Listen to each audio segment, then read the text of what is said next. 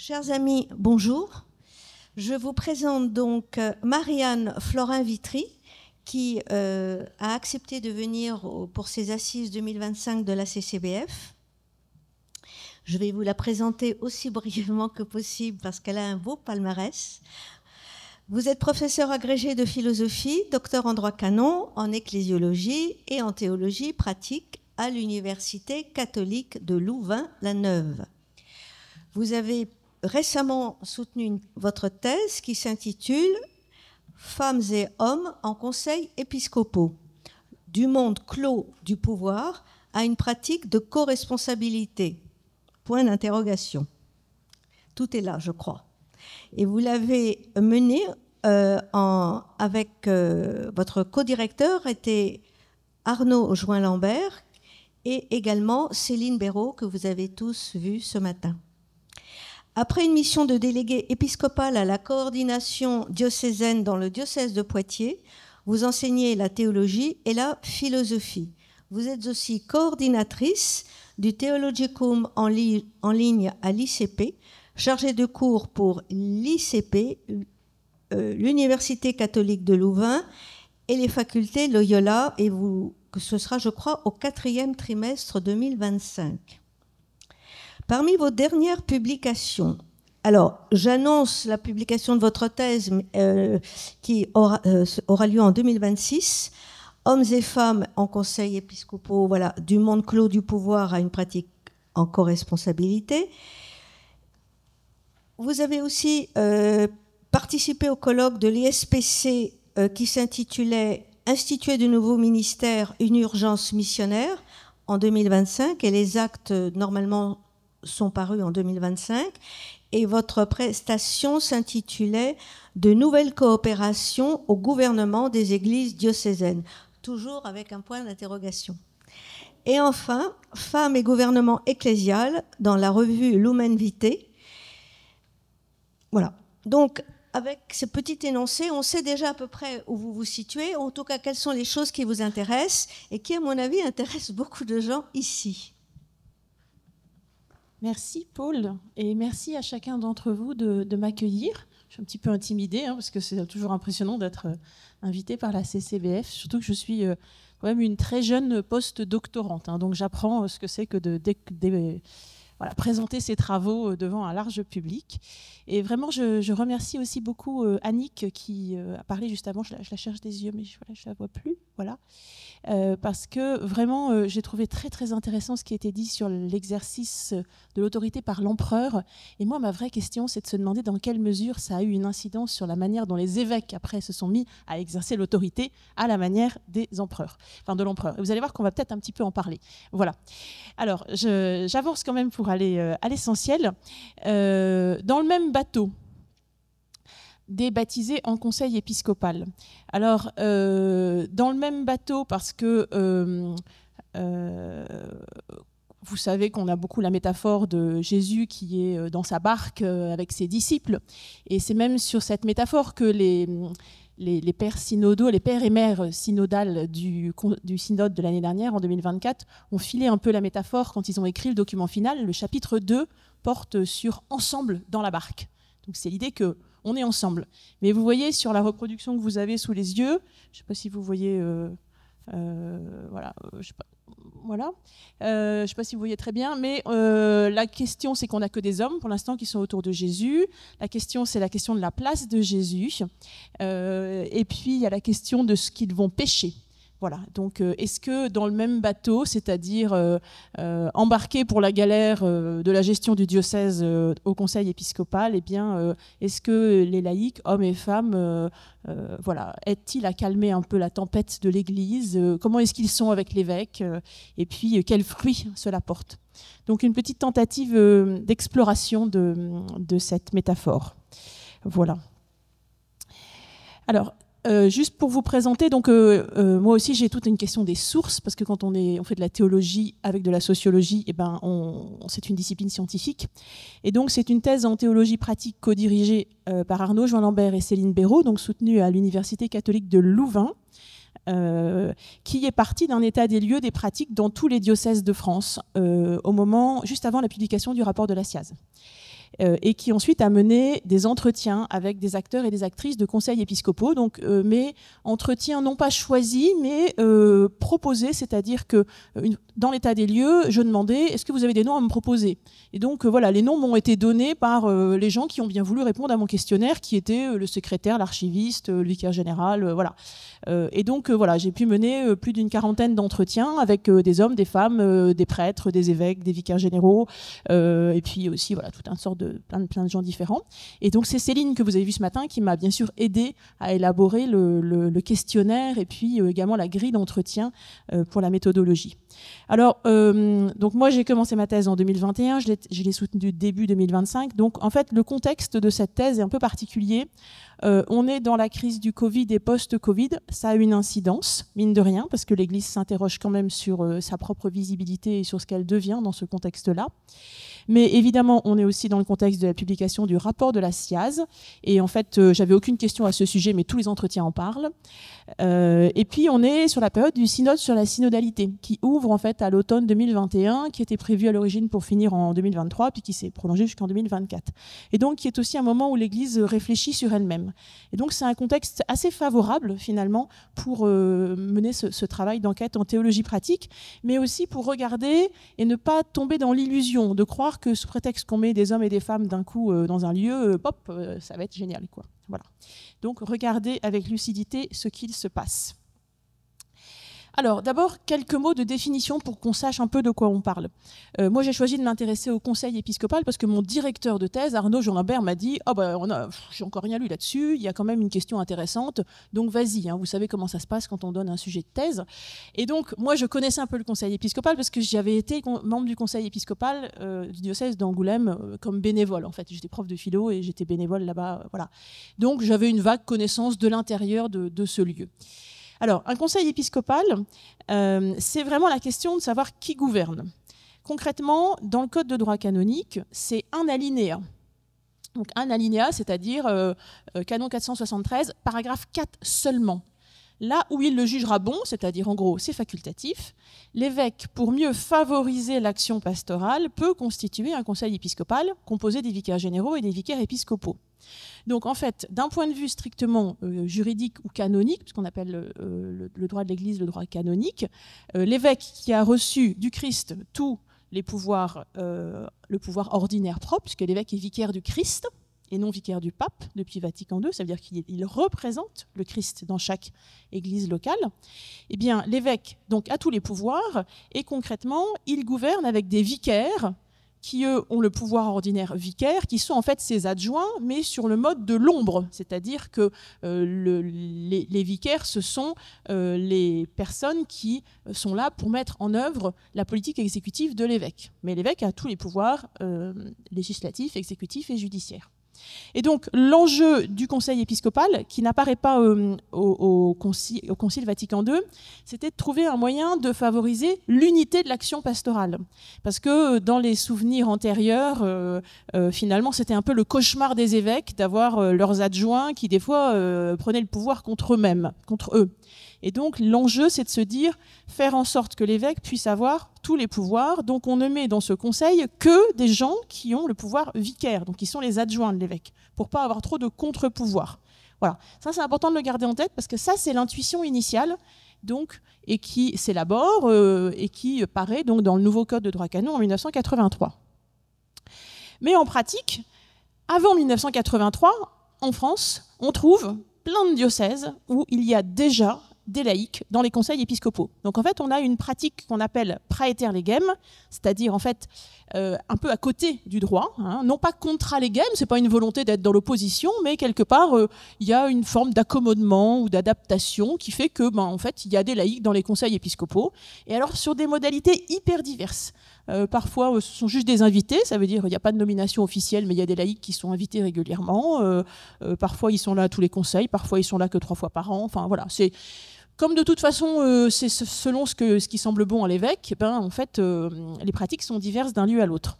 Et donc, on trouve des laïcs dans les conseils épiscopaux dès les années 80 dans certains diocèses, ça s'amplifie dans les années 90, ça s'amplifie dans les années 2000, sous le pontificat de Jean-Paul II et de Benoît XVI.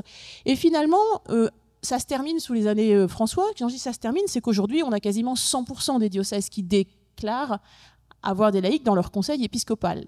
Mais que déclarent-ils? Ça, c'est plus subtil, c'est-à-dire de quel conseil parle-t-on? Voilà, ça c'est une question qu'on va chercher à préciser. Et donc, ça pose du coup cette question de savoir est-ce que les laïcs dans le conseil épiscopal sont dans un conseil qui sert à consulter seulement ou bien à gouverner, ce qui est normalement, si vous avez compris le fonctionnement du conseil épiscopal, c'est un conseil normalement pour gouverner, pour prendre des décisions. Voilà. Donc ça pose cette question-là. Alors, un autre petit point d'ecclésiologie pour qu'on sache un peu de quoi on parle. Vous avez tous entendu parler des conseils de l'évêque et il faut savoir de quoi on parle. Ce que prévoit le droit canonique, ce sont plusieurs conseils diocésains dits de participation qui sont situés en vis-à-vis de l'évêque. Et les deux plus importants, après le synode que l'évêque peut réunir régulièrement, ce sont le conseil pastoral diocésain et le conseil presbytéral. Quand je dis en vis-à-vis, ça veut dire que vous voyez, le conseil presbytéral, c'est le seul conseil dont l'évêque ne nomme pas tous les membres, puisque certains membres sont élus par le presbytérium. Donc il y a une forme d'altérité qui émerge. Voilà. Puis il y a le conseil diocésain pour les affaires économiques. Le conseil épiscopal est normalement un organe facultatif que l'évêque réunit comme son conseil intérieur pour gérer quelques affaires courantes. En pratique, il s'est produit sur ces 40 dernières années, en tout cas dans ce que j'ai pu constater de ce qui existait dans les diocèses français, un peu le contraire. C'est-à-dire que l'évêque a tendance à gouverner avec son conseil épiscopal, qu'il a élargi avec plusieurs formes successives. Là, il y a le conseil élargi 1, le conseil des délégués, le conseil, etc.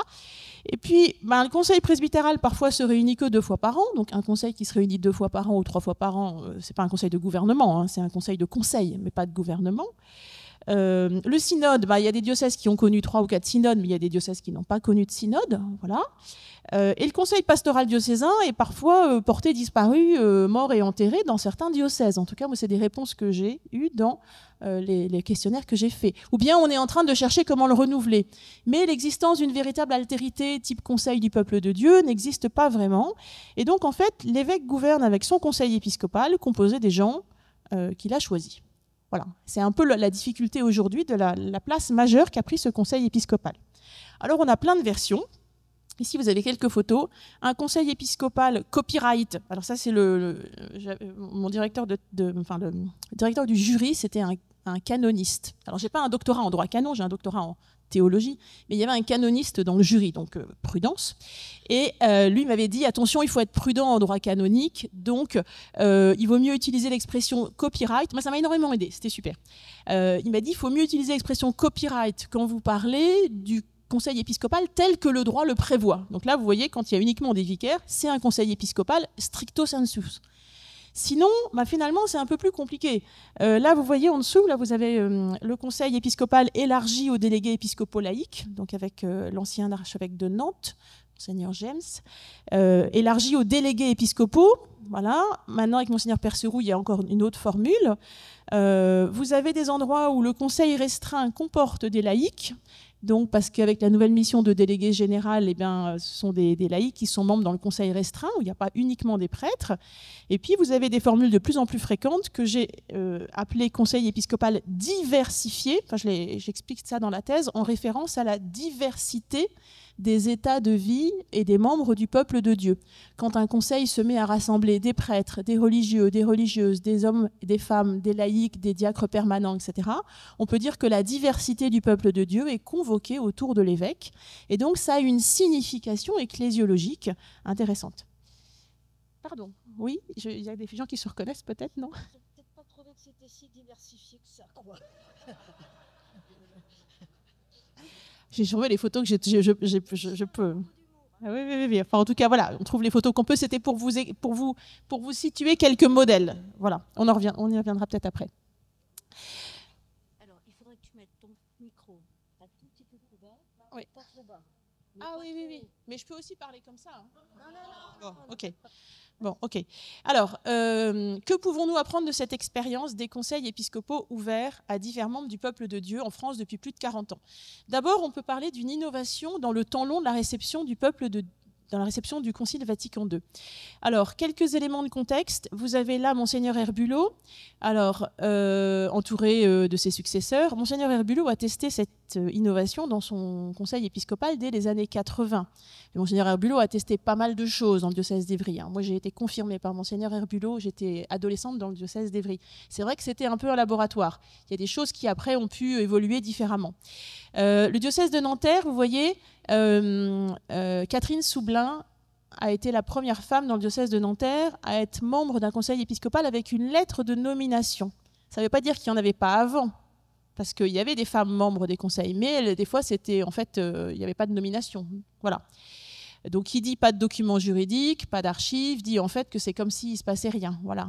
L'historienne confirme que quand on n'a pas de source, c'est comme si c'était rien passé. Voilà. Et donc, on a quand même un processus qui, depuis le Concile, associe de plus en plus les laïcs en divers lieux. Vous avez même eu des laïcs qui sont allés à certaines des assemblées plénières des évêques de France à Lourdes. Et vous avez en parallèle un pontificat, celui du pape François, qui a cherché bien quelque part à institutionnaliser aussi la présence des laïcs. Donc, dans un processus d'innovation, c'est toujours un moment important, le processus d'institutionnalisation. Donc, dans la constitution apostolique Praedicate Evangelium qui renouvelle la curie, il prévoit la possibilité de nommer des laïcs chefs de dicaster au nom de leurs compétences et en leur accordant un pouvoir de gouvernement, ce qui est un petit peu une innovation dans l'Église qui a traditionnellement associé ordre et gouvernement. Voilà. Et puis en appelant donc Nathalie Bécard au secrétariat général pour le synode des évêques, c'était aussi des signes de manifester, de dire on peut aussi associer des laïcs, hommes et femmes, au gouvernement de l'Église ou d'un diocèse. Voilà.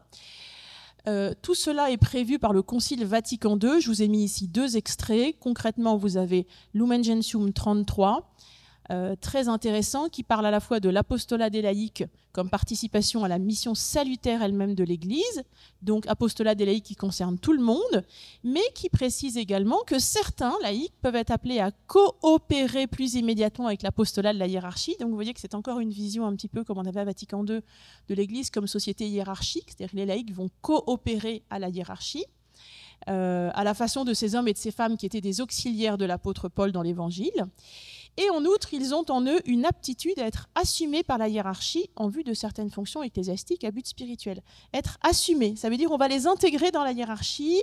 Voilà. Donc c'est quand même une position qui va se chercher, la question de la place des laïcs. Prêtres, prophètes et rois, oui, pour être tous participants de la fonction prophétique. Prêtre, c'est plus compliqué. Alors la dimension de la sanctification de la vie quotidienne, voilà. La dimension du munus royal, c'est-à-dire l'exercice dans le Lumen Gentium, ça part du service des pauvres en fait, c'est-à-dire le munus royal pour les laïcs, c'est le service des pauvres et le service de la charité, ce qui est extrêmement important. Mais concrètement, l'Église a eu du mal à penser la manière dont les laïcs, au nom de leur baptême, pouvaient être associés aux fonctions de gouvernement. Et donc le Code de droit canon, à la fois rappelle que seuls les ministres ordonnés peuvent exercer le pouvoir de gouvernement, c'est le canon 129, que je ne vous ai pas mis ici, mais 129b dit les laïcs peuvent coopérer. Ça veut dire qu'on est toujours dans une fonction d'auxiliaire. Voilà. Et puis le canon 228 a quand même permis aussi que les laïcs puissent être appelés à ce qu'on appelle des offices. Alors ça, c'était nouveau. Les offices, c'est quand même des charges ecclésiastiques reconnues par le droit. Par exemple, l'office d'économe diocésain, l'office de chancelier. Voilà. Et donc, ça, c'est un processus quand même d'institutionnalisation de la présence des laïcs dans certains lieux. Voilà.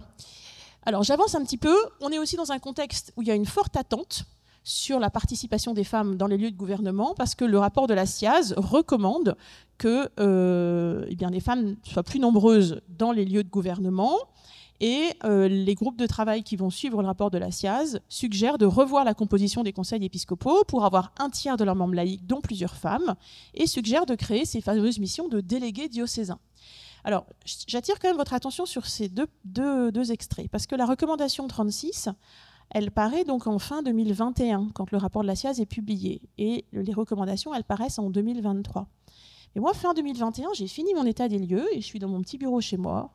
Et je suis déjà à 97% de diocèses ayant affirmant qu'il y a des femmes dans leur conseil épiscopal. Je ne suis pas allée vérifier dans chaque diocèse, hein. C'est l'archiviste qui répond. Et là, je me dis, en fait, ce qui est intéressant, c'est que tout le monde attend aujourd'hui la présence de femmes. En fait, elles sont déjà là depuis 20 ans. Et qu'est-ce que ça a fait ?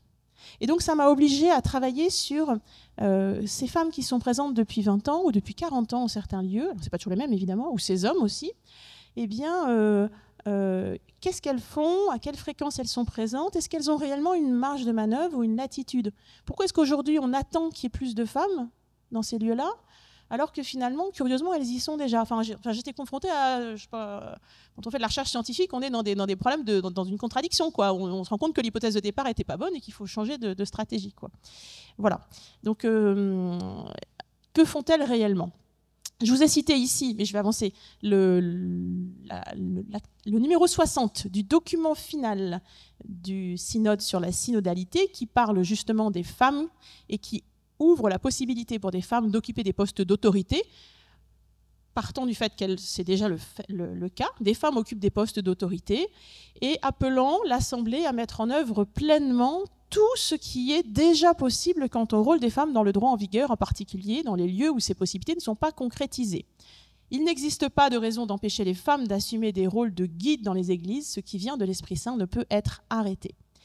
Alors, ce texte-là, c'est pas si révolutionnaire que ça. Il dit « le droit le permet, alors faisons-le ». C'est une manière aussi de dire que depuis 1983, des possibilités sont offertes par le droit canonique et un certain nombre de diocèses ne s'en sont pas saisis. Notamment la possibilité de créer des offices dans le droit particulier qui puissent être confiés à des hommes comme à des femmes. Voilà, ça c'est des choses dont tous les diocèses ne se sont pas forcément saisis. Alors, ce contexte-là, il vous dit que justement, il y a une forte attente qui pèse sur ces situations. Et il faut comprendre que cette attente va créer donc des situations ambiguës. Parce que quand on attend et quand on espère qu'il y ait enfin des femmes dans des conseils épiscopaux, quand l'une d'elles est appelée par son évêque, qui la convoque personnellement et lui propose de rentrer au conseil épiscopal, elle se dit « Waouh, c'est la première fois, il n'y en a jamais eu avant, etc. » Une autre dit « C'est un signe, bien sûr c'est un signe. » Puis elle dit quand même « Je découvre que c'est plus important pour d'autres que pour moi, finalement. Mais bon, voilà, ça permet que ça soit une place importante. » Et puis il y en a une qui finit par dire « Bon, j'espère quand même ne pas avoir été appelée seulement parce que j'étais une femme. Aussi parce que je suis capable d'écouter, de réfléchir, etc. J'espère que je ne suis pas un alibi. » Et donc ces femmes ont elles-mêmes conscience qu'à la fois, elles sont appelées, et il y a quelque chose d'inouï et d'inédit. Je pense que la suite dit, vous le verrez un petit peu, ça va arriver, il y en a une qui dit, en fait, une demande de l'évêque, ça ne se refuse pas. Donc ça veut dire qu'en fait, oui, mais parce que pas seulement parce que c'est l'évêque qui l'a demandé, mais parce qu'il y a une telle attente de la part du peuple de Dieu qu'il y ait enfin des femmes dans ces lieux. Donc vous voyez la pression qu'elles ont, et qu'ils ont, difficile, hein, voilà. Donc, ça crée une situation qui n'est pas si simple que ça, en fait, même si moi, je salue le courage de ces hommes et de ces femmes qui disent oui et qui s'engagent, parce que la barque, c'est pas toujours calme plat, hein. Voilà, on le sait. Alors, j'en viens dans un deuxième temps à poser cette question. Qu'est-ce que ça produit des femmes au pouvoir avec des hommes ? Là, vous avez quelques éléments issus tout simplement de l'enquête, hein, qui vous montrent aussi que... Pourquoi je parle beaucoup des femmes ? Parce que ça, c'est l'état des lieux qui me l'a montré. En fait, statistiquement, les 3/4 des laïcs engagés en conseil épiscopal, ce sont des femmes. Il n'y a qu'un quart d'hommes laïcs. Voilà. Alors la situation est biaisée parce qu'en fait, il y a souvent des diacres permanents. Un diacre permanent, ce n'est pas un laïc, c'est un clerc, il a été ordonné. Mais statistiquement, il ne rentre pas dans les laïcs. Bon, voilà. En tout cas, ça permet de dresser un profil et de se rendre compte qu'en fait, il y a beaucoup dans les conseils épiscopaux de l'EM, donc de personnes qui sont déjà engagées dans l'Église, qui sont appelées dans ces lieux-là. Et il y a également une proportion très importante de retraités. Voilà. Ça permet aussi, vous voyez la différence entre hommes et femmes, a permis de montrer que les hommes sont très peu nombreux, les hommes laïcs sont très peu nombreux dans l'Église, mais qu'ils occupent souvent des postes clés. Ministre ordonné ou office canonique, parce qu'en fait, le chancelier ou l'économe, ce sont des offices canoniques. Voilà. Il y a certains conseils épiscopaux dans lesquels le seul homme laïque, c'est l'économe diocésain. Voilà. Or, il occupe un statut d'office. Voilà. Donc, bon, l'Église reproduit les schémas qu'on trouve déjà dans la société, hein, c'est-à-dire qu'il y a une différence dans l'accès aux postes à responsabilité, etc., et à fort symbolisme institutionnel. Voilà.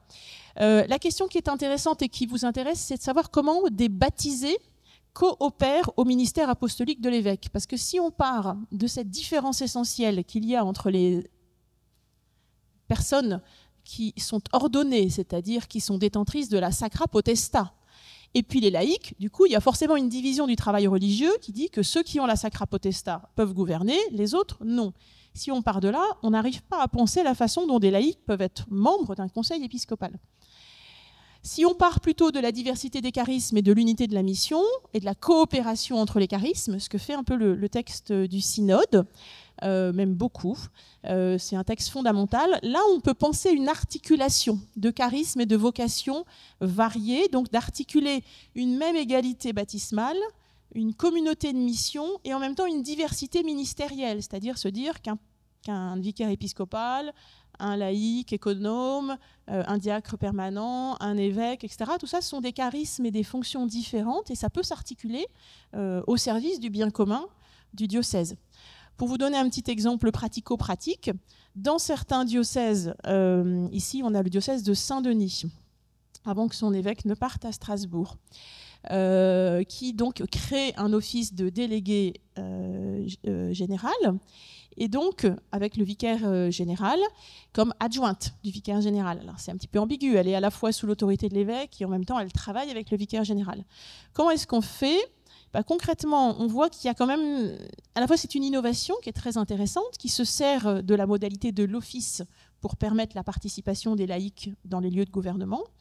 Mais voilà, là où c'est très clair pour l'évêque et le vicaire général, l'évêque est baptisé, il a le plus haut degré du sacrement de l'ordre, il a toute la juridiction sur l'église locale. Le vicaire général aussi, son office de vicaire général qui comporte pleine charge d'âme est défini dans le droit canon. Mais cet office est réservé aux personnes détentrices de l'ordre. Donc on ne peut pas confier un office de vicaire général à une personne laïque. Donc on crée la mission de délégué général qu'on confie à une baptisée. La question est de savoir si cette personne dispose réellement d'une lettre de mission et si un office a été créé. Donc l'office, je vous ai dit tout à l'heure, c'est l'institutionnalisation d'un ministère laïque.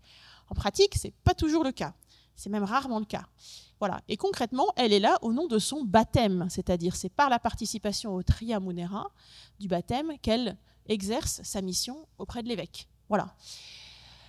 Les ambiguïtés d'appeler beaucoup de femmes, c'est qu'elles sont en réalité appelées aussi pour des raisons qui ne sont pas toujours clairement avouées. Quand on appelle des femmes, alors j'ai fait parler un peu les membres, alors j'ai fait parler les prêtres, mais je fais aussi parler les laïcs. Hommes et femmes, voilà, pourquoi êtes-vous ici et comment ressentez-vous l'importance de votre mission comme femme ? Voilà, on trouve beaucoup de choses. On n'échappe pas à l'image des charismes féminins. Je veux dire, l'anthropologie développée par Jean-Paul II et l'anthropologie, voilà, elle plane encore beaucoup sur l'Église, donc le spécifique féminin, l'image de la Vierge Marie, etc., etc. On parle beaucoup de complémentarité, donc sur le fait qu'il y a dans cette diversité quelque chose qui se compléterait entre le masculin et le féminin. De temps en temps, on comprend qu'il y a aussi d'autres compétences professionnelles à mobiliser. Certains vantent la liberté de parole dont disposent les femmes. C'est intéressant, ça dit quand même qu'ils ont repéré qu'il y a des voix différentes. Liberté de parole que parfois eux n'ont plus. Les vicaires généraux disent « je n'ai plus de liberté de parole », mais les femmes dans le conseil, elles l'ont. Donc ça, c'est intéressant. Et puis, évidemment, bon an, mal an, une subversion des rôles, c'est-à-dire que les femmes elles-mêmes ne sont pas dupes de la situation et petit à petit, elles-mêmes finissent par jouer un rôle dans le conseil qui excède leur simple rôle de mère de famille. À l'origine, elles ont souvent été appelées parce qu'elles étaient mères de famille, voilà, pour pouvoir écouter aussi la voix des personnes engagées dans le peuple de Dieu. Bon, vous voyez que cette subversion, elle est aussi à l'œuvre dans l'Évangile. Quand Jésus dit à Marthe, c'est Marie qui a choisi la meilleure part, personne ne sait ce qui se passe en coulisses et il faut bien que quelqu'un fasse à manger. Donc peut-être pendant ce temps-là, c'est les disciples ou les apôtres. Enfin voilà, c'est pour dire que cette subversion des rôles, elle est aussi à l'œuvre dans les Évangiles. Et voilà. Alors, ici, vous avez quelques verbatims qui vous disent un petit peu voilà, la façon dont les personnes sont appelées et cela explique à la fois le caractère très informel du conseil épiscopal. C'est l'évêque qui appelle. Il choisit qui il appelle, c'est son conseil. Donc ça crée des situations voilà, du type Monseigneur m'a fait le grand honneur de m'appeler, une demande d'évêque, ça ne se refuse pas, etc. etc. Et puis, à chaque fois dans le questionnaire, je posais la question de la lettre de mission. Beaucoup de ces membres de conseils épiscopaux n'ont pas de lettre de mission. Ça veut dire qu'ils ne savent pas très bien à quoi ils sont appelés et pourquoi ils sont appelés. Dans le meilleur des cas, ils ont une lettre de nomination, ce qui est déjà très bien. Ça institutionnalise, 3 ans renouvelables, etc., etc. Mais il y a plein d'endroits où ce n'est pas le cas du tout. Voilà. Je n'ai pas de lettre de mission, la durée du mandat, on ne sait pas, c'est l'évêque qui prendra sa décision. C'est le conseil de l'évêque au sens du génitif subjectif, c'est-à-dire comme le conseil du roi, c'est-à-dire c'est un lieu où l'évêque fait son petit cabinet et décide avec les gens qui l'entourent. Voilà. C'est cette dimension-là. Et ça crée des difficultés pour les femmes qui sont engagées, et les hommes également, pour les laïcs. Alors c'est surtout les femmes qui le disent, parce que, elles n'ont pas été formées comme leurs homologues. Elles sont dans un conseil avec des vicaires qui ont pour beaucoup un baccalauréat canonique, voire une licence canonique, donc c'est 5 ans ou 7 ans d'études en théologie. Et elles, souvent, elles ont, alors certaines, très très très rares, ont également une licence canonique ou un baccalauréat canonique. Mais le plus souvent, elles ont fait l'équivalent d'une formation diocésaine qui équivaut à une ou 2 années d'études. Donc même les duettes, c'est 2 années d'études. Donc vous voyez, on a un rapport de 1 ou 2 à 5 ou 7. Et donc voilà, elles sont dans des situations où elles se demandent si elles vont être capables. Elles ne comprennent pas tout. Beaucoup disent qu'elles sont dans une situation où elles doivent discerner sur des questions dont elles ne maîtrisent pas toujours les tenants et les aboutissants parce qu'elles sont insuffisamment formées, ce qui pose problème sur l'exercice concret de la synodalité. Voilà. Et puis, mine de rien, certaines disent il faut faire attention de ne pas tout le temps jouer le rôle de la femme, pas toujours être celle qui va faire le café. Voilà. Et elles posent un regard très lucide sur un système, comme elles le disent, à bout de souffle. Et ce n'est pas seulement le rapport de la SIAZ qui fait que ce système est à bout de souffle, c'est aussi parce qu'elles sont confrontées à toutes les questions auxquelles font face les diocèses, des questions de viabilité financière, des questions d'organisation territoriale, des questions de gestion des ressources humaines, à commencer par la question des prêtres, du nombre de prêtres, de leur santé, etc., etc. Et ce sont des questions extrêmement lourdes. Voilà.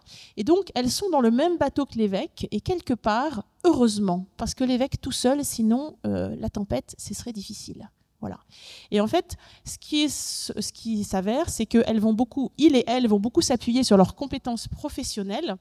Donc, le chef d'entreprise à la retraite qui aide au niveau du management, les gens qui ont travaillé dans le médico-social, etc. Et toutes ces compétences professionnelles apportées en conseil épiscopal aident énormément à la gestion des problèmes diocésains. Voilà.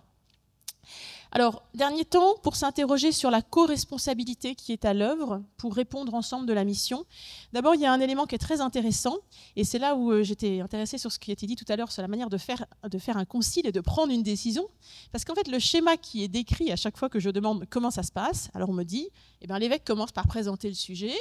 Bon, voilà, il dit, aujourd'hui, on va discuter du diaconat permanent, donc voilà le problème. Ensuite, il laisse les gens s'exprimer. Alors là, ce n'est pas toujours la foire d'empoigne parce que justement, on a souvent peur de dire, ça c'est répétitif en Église, mais on a peur de casser la communion. Donc on a peur de dire quelque chose, d'exprimer un désaccord, en fait, d'exprimer une divergence. On a peur du dissensus.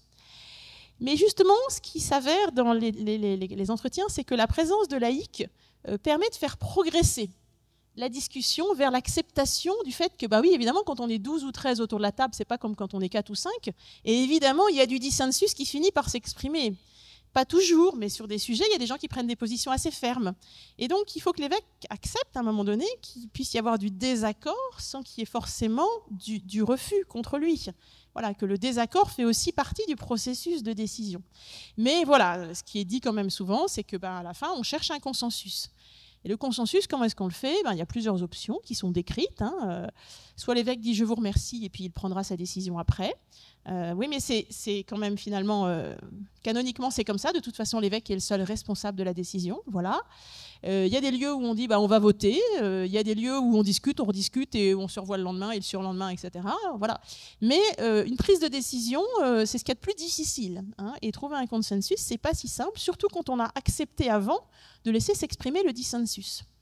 Et là, on constate quand même que la présence de laïcs fait faire quelque part une forme de progrès dans la manière d'envisager les processus institutionnels de prise de décision. Voilà. Donc il y a une forme d'apprentissage qui serait comme à l'œuvre. Voilà. Et ça m'amène vers, j'ai presque fini, les questions qu'ont soulevées le synode sur l'articulation des processus de décision. C'est-à-dire, le synode a quand même insisté sur l'importance qu'il y ait plusieurs phases dans une prise de décision.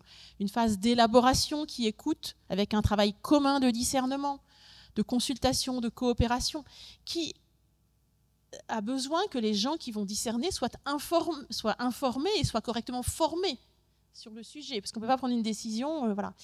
Et puis ensuite, prise de décision ultérieure, c'est-à-dire la façon dont ensuite l'évêque peut assumer, prendre la décision, une fois qu'elle a été élaborée par différents conseils. Et insistant sur la réciprocité entre les deux.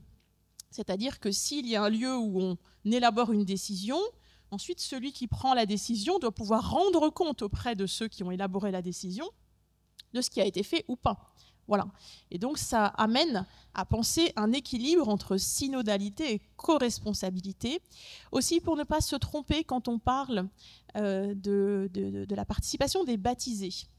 Il semble très important d'insister sur la co-responsabilité synodale de tous les baptisés dans l'élaboration des décisions pour écouter, discerner, élaborer en commun les décisions. Il n'est pas certain que le conseil épiscopal soit le meilleur lieu pour cette co-responsabilité synodale, parce que les personnes sont choisies par l'évêque et sont tenues au travail avec l'évêque. Elles sont plutôt devenues des alliés de l'évêque. Inversement, tous les conseils diocésains sont des lieux pour exercer cette co-responsabilité synodale. Il faut bien distinguer ces lieux des lieux de responsabilité ministérielle de quelques-uns, par exemple le conseil épiscopal, où on prend et on assume les décisions, on les met en œuvre et on va ensuite rendre compte devant des assemblées qui ont pour mission d'évaluer la mise en œuvre des décisions. Le synode a proposé que le synode romain a proposé que les synodes diocésains soient des lieux d'évaluation régulière des projets qui ont été élaborés, ensuite qui ont été décidés, mis en œuvre, etc. Donc ça implique un processus de circulation et on pourrait dire d'équilibre des pouvoirs, parce qu'il n'y a pas de séparation des pouvoirs dans l'Église. L'évêque est le seul à pouvoir décider de tout, mais néanmoins, il ne peut pas décider tout seul. Il a besoin à un moment donné d'écouter, de prendre en compte le travail des baptisés. Voilà. Et c'est à ce niveau-là que pourrait se situer un juste exercice de l'autorité. Et vous voyez, l'évêque, je l'ai mis ni d'un côté ni de l'autre, c'est-à-dire que l'évêque, c'est normalement le rôle d'une autorité qui veille, autorité du ministère apostolique d'unité et de communion, qui veille à ce que la synodalité puisse s'exercer, puisse exister, mais aussi qui veille à ce que ceux qui ont des responsabilités ministérielles, donc j'ai énuméré ici l'évêque, les vicaires généraux, mais les offices aussi, etc., ceux qui ont des décisions à prendre, le fassent et puissent en rendre compte. Voilà. Et donc ça, c'est aussi cet équilibre qui se cherche dans l'Église synodale. Voilà. J'en ai terminé, je vous remercie. Je vous fais juste un petit clin d'œil vers un cours que je vais donner aux facultés Loyola. Et en fait, c'est juste un cours public ouvert à tous. Donc si vous aimez ces questions et que vous voulez les approfondir, allez sur le site des facultés Loyola pour voilà, déployer cela davantage. Voilà, c'est une petite invitation que je me permets. Même si je travaille pour l'Institut catholique de Paris, j'ai une charge de cours aux facultés Loyola où je vais déployer un peu toutes ces questions en novembre-décembre. Voilà.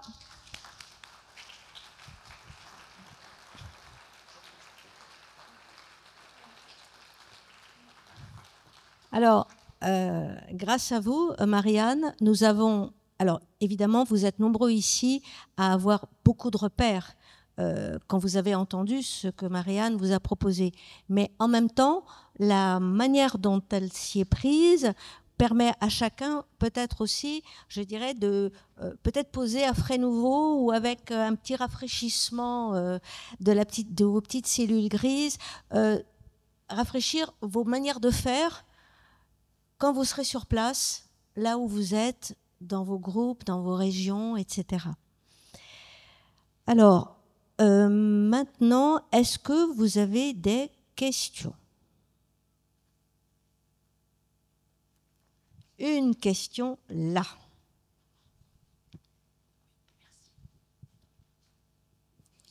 Merci.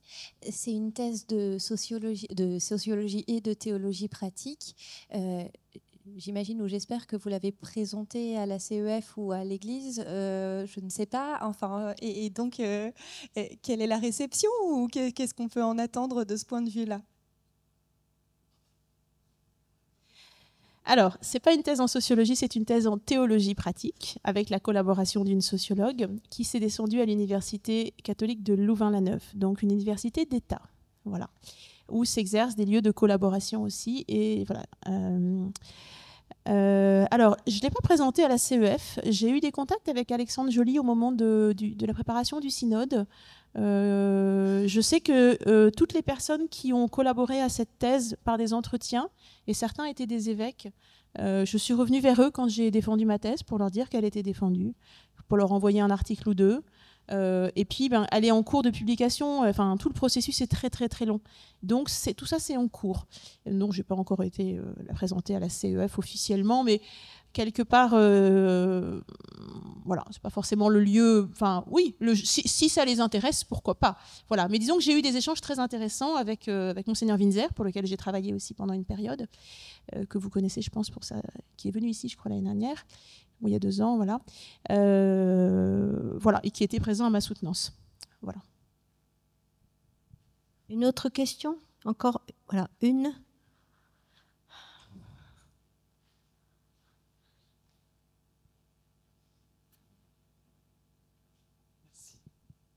Bonjour.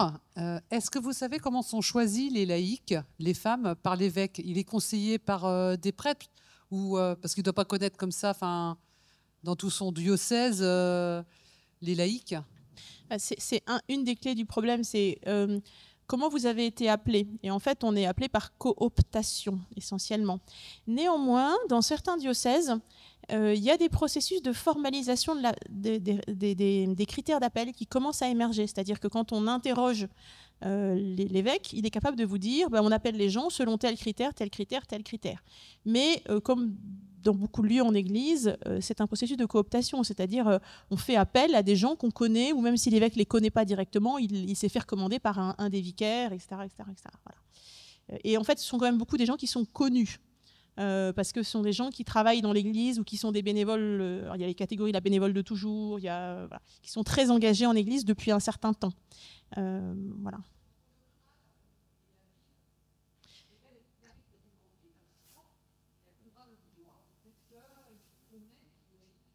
Alors, il y a des endroits où on essaye d'y faire attention. Il y a des endroits où, en termes de critères, on dit, voilà, on appelle des gens, par exemple, de tous les doyennés.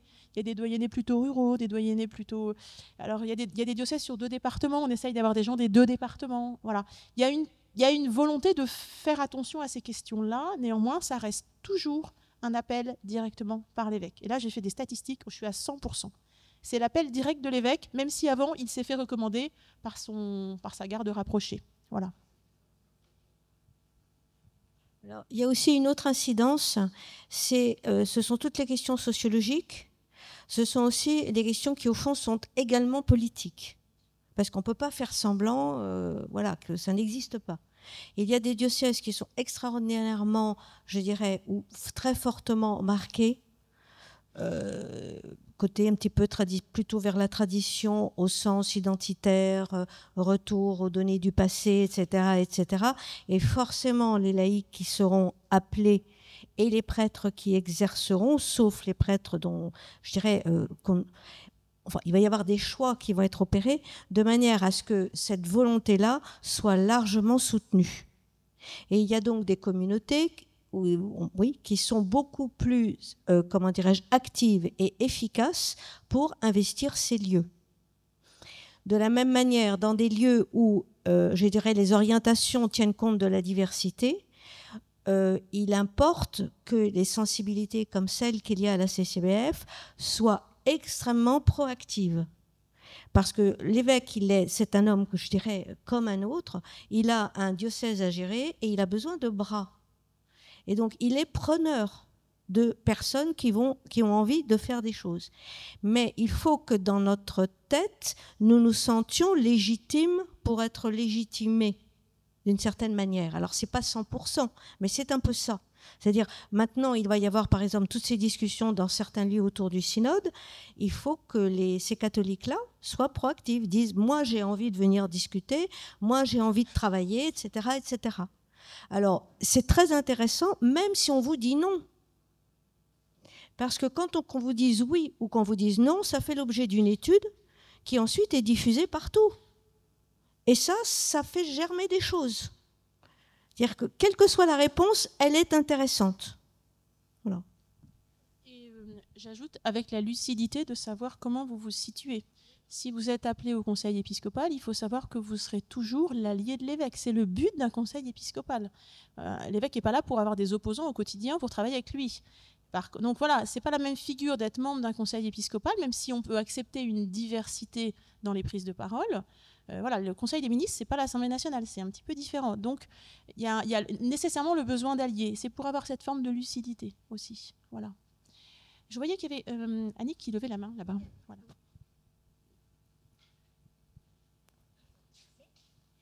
Oui, alors l'Église est une institution particulière, en particulier parce que structurellement, elle induit une hiérarchie qui fait que les femmes ne seront jamais à la tête, puisque c'est l'ordination conditionne. Parce qu'elles ne sont jamais ordonnées. Voilà, c'est tout. Après, la coopération au gouvernement, voilà. Alors, pour ce qui est de la féminisation, tout de même, elle a des enjeux d'institution qui ressemblent à des enjeux d'autres institutions. Pour parler de l'université, moi, au milieu des années 2000, j'ai vécu aussi cette période où d'un coup, on s'est dit que c'était quand même complètement normal d'avoir des conseils d'administration, des conseils scientifiques d'université composés à 100% d'hommes. Et donc, que dans les listes pour les élections aux conseils centraux, il fallait avoir des femmes. Et donc, j'ai vécu ce moment charmant où on vous appelle en disant « tu ne nous intéresses pas particulièrement, mais tu es une femme ». Donc, nous, il nous faut des femmes. Voilà, bien entendu, on te mettra dans la queue de liste, enfin, bon, des choses comme ça, ou pas. Mais je vois aussi combien, au bout de 20 ans, les choses maturent, c'est-à-dire que c'est même plus une discussion maintenant. Enfin, c'est entré dans les mœurs. Mais il faut quand même pas il faut quand même pas s'imaginer que parce qu'on a des femmes dans une assemblée, d'un coup... Voilà, c'est-à-dire qu'on leur donne pas la parole en fait. Voilà. C'est comme dans une classe d'ailleurs. Toutes les enquêtes sociologiques vous le montrent en fait. Il y a une prise de parole beaucoup plus facile des garçons par rapport aux filles. Si l'enseignant ne donne pas un moment prioritairement la parole à des filles ou les engage pas à parler elles-mêmes, même si elles ne lèvent pas on n'engagera. Voilà. Et donc ma question, c'est est-ce qu'il ne faut pas aussi envisager des formations à la prise de parole en public, à la confiance en soi, enfin voilà, on est dans la discussion et le dialogue dans ce genre de conseil. Et vous l'avez rappelé, il ne faut pas s'imaginer qu'on va être la mouche du coche. On est là pour aider et collaborer avec l'évêque. Bon, très bien, mais enfin bon, on peut aussi pouvoir dire les choses. Et donc, est-ce qu'on ne peut pas envisager aussi une sorte de relais aussi de l'évêque, aussi dans ce processus de cooptation, qui fait qu'on puisse présenter des candidats ou des candidates, et puis qu'on puisse aussi les former à savoir, ça ne s'invente pas quand même, ça s'improvise pas complètement de participer à une assemblée de ce type. Voilà. Et la légitimité se construit difficilement quand on n'a pas le bagage théologique, c'est-à-dire beaucoup disent ils sont en train de discuter de certaines choses, je n'y comprends rien, alors gentiment ils vont nous expliquer. Et elle me dit ça, elle me dit gentiment ils vont nous expliquer, une manière de dire bon, ils vont nous expliquer, mais en réalité il y a une difficulté à accéder pleinement à la prise de parole et à la prise de parole éclairée du fait du défaut de légitimité symbolique, absence d'ordination, du défaut de légitimité de la fonction, parce qu'en fait on n'est pas non plus nommé, il y a des fois quelque chose de très précaire en fait, et du défaut de formation. Donc en fait on est dans les trois manques pour la légitimité de ces personnes. Il y a un moment où on ne fait pas dans ces conseils, on ne fait pas que de la théologie pour savoir... Non, mais la formation, ce n'est pas que de la théologie. Non, mais c'est-à-dire, je veux dire, il faut aussi déréaliser l'illégitimité liée à la formation en théologie ou pas à la formation en théologie, parce que quand on parle de questions financières, et je dois vous dire, je suis vraiment d'accord avec vous sur il faut bien savoir aussi qui on met à quelle fonction pour lesquelles on n'a pas besoin du sacrement de l'ordre. Moi, je vous mets, je vous fais le pari que dans toutes les universités de France, les VP qui financent, qui sont des femmes, se comptent sur les doigts de la main gauche de Maurice Herzog. Hein. Donc, il n'y en a pas, quoi. Parce que les finances, c'est un truc d'hommes, quand même. Et ça, c'est toute institution confondue. Oui, bien sûr, les économes diocésains sont à 90% des hommes, tout à fait. Mais oui, alors c'est pas que de la théologie, mais néanmoins une connaissance de l'institution interne, c'est pas. Voilà. C'est plus du droit canon, non? Enfin, je sais pas, ça serait plus du droit canon que de la théologie. Merci infiniment, Marie-Anne Florin-Vitry.